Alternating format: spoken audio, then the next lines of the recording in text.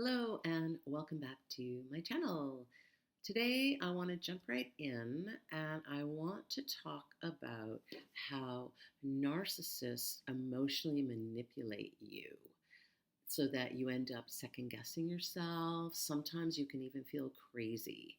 I've already talked about some of the terminology. So, one of the big ones is gaslighting. Lots of gaslighting, lots of projection. So, I have touched on a lot of these things, but I wanted to get just a bit deeper into the idea of that deep emotional manipulation because this can continue after. So, if you leave a narcissistic relationship, unfortunately, it doesn't always end. So they can use it whether it's going after custody, whether it's court issues, legal, financial, different ways that they can use that even after the fact. And then sometimes they can change their behavior. They can suddenly become maybe very, really nice or project onto you somehow, like maybe you were part of the problem. They might use a lot of we, as in we didn't get along, we fought a lot, we did this, we did that.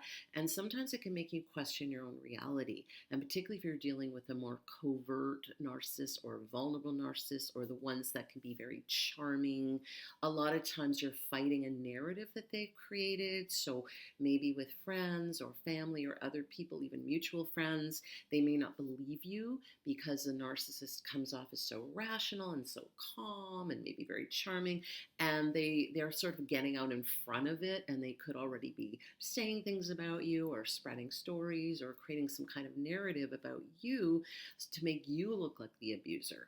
And the problem is that sometimes what can happen is if they push you hard enough in certain situations, you might act a certain way or be very reactive, which is could be even out of character for you because you can only be pushed so far, and they know what they're doing, and they're trying to get a rise out of you. They're trying to get a response to make you look hysterical, to make you look crazy, to make you look emotional, to make you look like the one who's abusive. And then they get to stand around and be really calm and like, see, I told you, look what I'm dealing with, this person, look how hysterical, look how crazy, look how violent or abusive they are. And so then they get to stand around and look really calm in comparison. So unfortunately, that sometimes can be a dynamic that can take place. So just know that if you are having these feelings, it is not that you have done something wrong. It's not that you're responsible for what happened.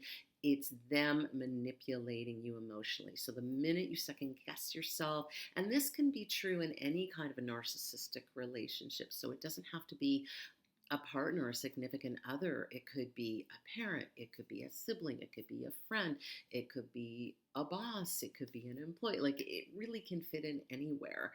That if you are second guessing, if you're starting, particularly if you start to minimize and go, oh, maybe it really wasn't that bad, maybe they're really not that terrible, maybe it's me, what was my role in this? You'll start to overcompensate, which is exactly what they're counting on.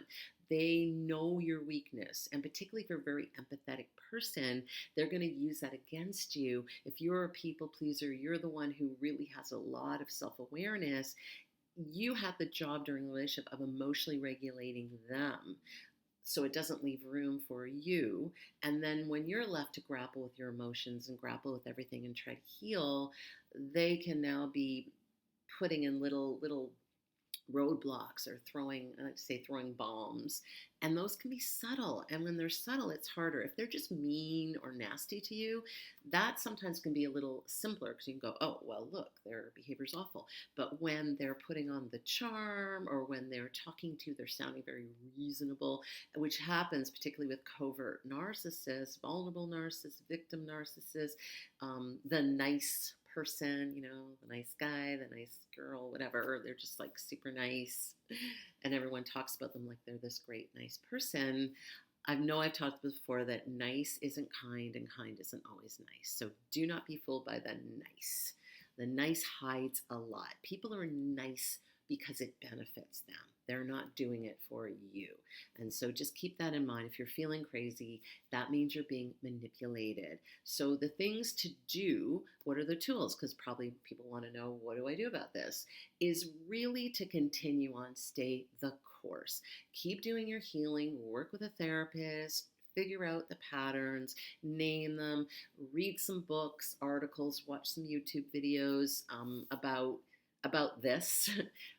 Watch mine. I've got lots of videos about this, but watch other people. There's lots of great people on YouTube as well to follow, and get as much information as you can so you understand the dynamic, and continue if you can. The gold standard is no contact. You can continue with no contact. Anyone who supports that person is a flying monkey. They're an enabler. They're not your friend, because anyone who truly cares about you is not going to take it at face value. They're going to question. They're going to at least want to hear your side of the story. They're going to want to listen. Anyone who just listens to that person, I would say, unfortunately, you have to write them off and just stay the course. Do what you need to do. Do not rise to the bait. Do not try to defend yourself, because what you're doing is you're giving them more supply. So don't defend. Don't ask them questions about the relationship, because now, again, you're going down that path. So continue. If you can do no contact, great. If not, limited contact and re-rock. So if you want to know more about the things I've mentioned, you can go back to some of my earlier videos about those behaviors, managing those behaviors, whether they're gaslighting, whether they're stonewalling, whatever kind of manipulation they're doing. And basically, I did want to do this video because, again, something that comes up a lot with people second guessing themselves, minimizing.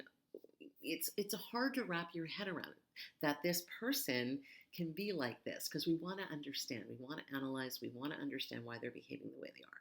So certainly there are the patterns to look for with narcissistic behavior, but just realize that you're never going to completely understand them, and you're never going to have the closure. So it's working on you. You can understand yourself, and you can get your own closure from within.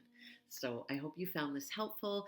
Please comment. I'd love to hear your comments. If you have any of your own experiences that you want to contribute, any ideas that you have for other things you want me to cover, anything I might have left out you want to know more about. And if you haven't already done so, please subscribe, please share, please like, and I'll see you in the next one. Bye for now.